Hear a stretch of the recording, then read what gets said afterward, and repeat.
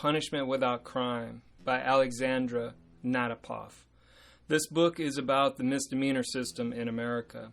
The author says that misdemeanors are the chump change of the criminal justice system. They are labeled petty crimes. Most arrests in this country are for misdemeanors.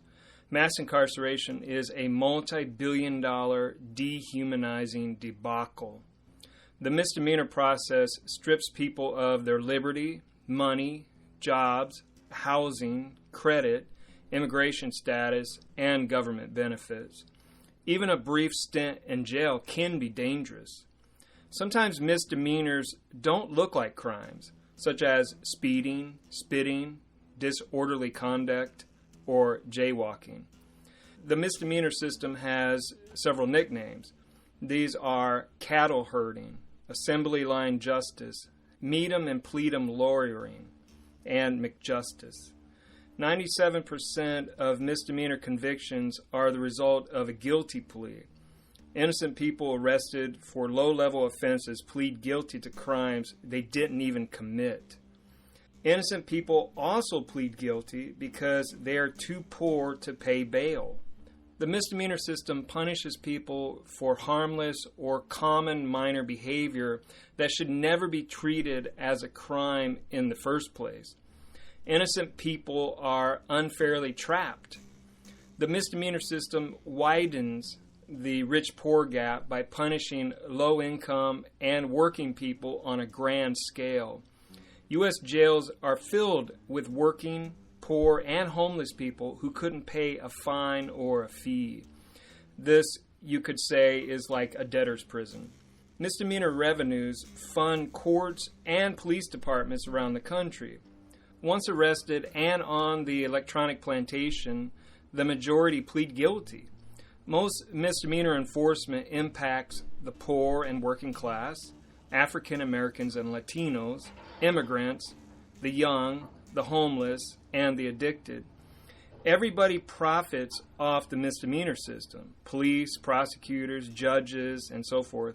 They exist on fines and fees. Total fees can far exceed any fine, such as court costs, fees for using a public defender, drug testing fees, jail fees, etc. After a misdemeanor conviction, a person's interaction with the criminal process will never be the same. Police are more likely to arrest a person with prior convictions. Prosecutors are more likely to seek bail or charge them with more serious crimes. Prior misdemeanors turn a person into a recidivist. The key to changing the misdemeanor system is to make it smaller.